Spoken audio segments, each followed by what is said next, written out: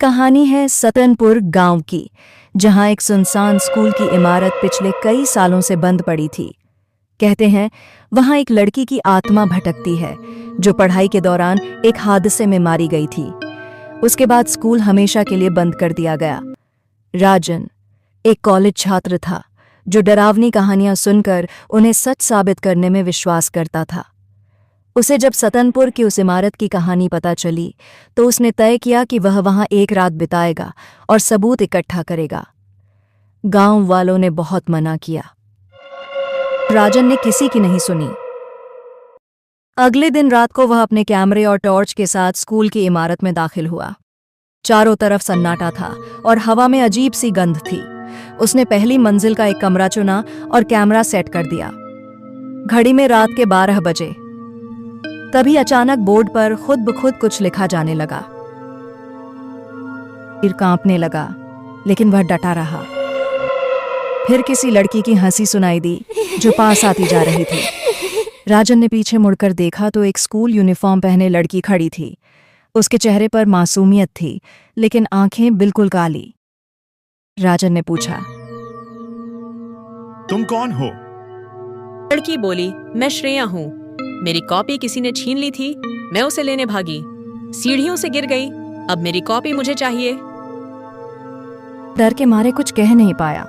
तभी लड़की ने उसकी तरफ इशारा किया और कहा, तुम्हारी कॉपी चाहिए मुझे। और वह चीखती हुई उसकी तरफ बढ़ने लगी। राजन ने टॉर्च उठाई और भागने की कोशिश की, लेकिन दरवाजे अपने आप बंद हो गए। कमरे की दीवारों पर खून से लिखा था। सुबह गांव वालों ने देखा कि स्कूल की खिड़की से धुआं निकल रहा है। वे दौड़कर अंदर पहुंचे तो राजन बेहोश मिला। उसके हाथ में एक पुरानी कॉपी थी जिस पर लिखा था श्रेया। राजन को अस्पताल ले जाया गया और जब वह होश में आया तो बोल नहीं पाया। उसकी आवाज जैसे कहीं खो गई थी। गांव वाले कहते हैं अब स्कूल के पास एक और आत्मा भटकती है जो बोल नहीं सकती, पर उसकी आंखों में डर साफ झलकता है। यह कहानी है एक छोटे से लड़के राहुल की, जो अपने माता पिता के साथ एक गांव में रहता था। राहुल पढ़ाई में होशियार था, लेकिन उसके पास किताबें, पेंसिल और कॉपी बहुत सीमित थीं।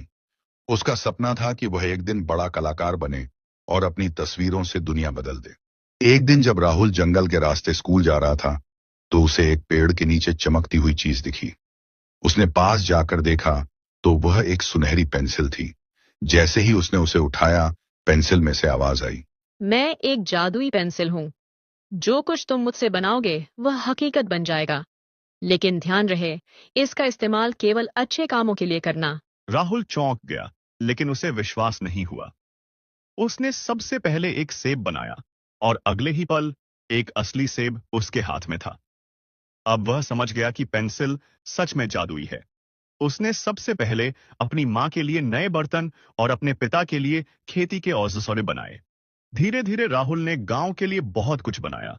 टूटे हुए स्कूल की मरम्मत की, हर घर में पानी की टंकी बनाई और बच्चों के लिए किताबें व बैग तैयार किए।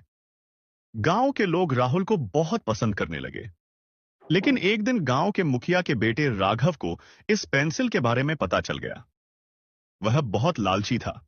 उसने सोचा, अगर मेरे पास यह पेंसिल हो उस सौंदर्य तो मैं सोने का महल बना सकता हूं। उसी रात वह चुपके से राहुल के घर में घुसा और पेंसिल चुरा ली। राघव ने सोने का महल, महंगी गाड़ियां और ढेर सारे पैसे बनाए, लेकिन उसने पेंसिल का वादा तोड़ा। उसने इसका उपयोग स्वार्थ और लालच के लिए किया। तभी अचानक पेंसिल से काली धुआं निकलने लगी और सारी चीजें मिट्टी में बदलने लगीं। राघव घबरा गया। पेंसिल खुद हवा में तैरते हुए राहुल के पास लौट आई और बोली, जो सच्चे दिल से दूसरों की मदद करता है वही मेरे योग्य है। इसके बाद राहुल ने फिर से पेंसिल का उपयोग गांव की भलाई के लिए किया। लेकिन अब वह समझ चुका था कि जादू से ज्यादा जरूरी है मेहनत और नेक इरादे। उसने पेंसिल को एक बक्से में बंद कर दिया और ठान लिया कि वह अब अपनी कला से ही दुनिया को बेहतर बनाएगा।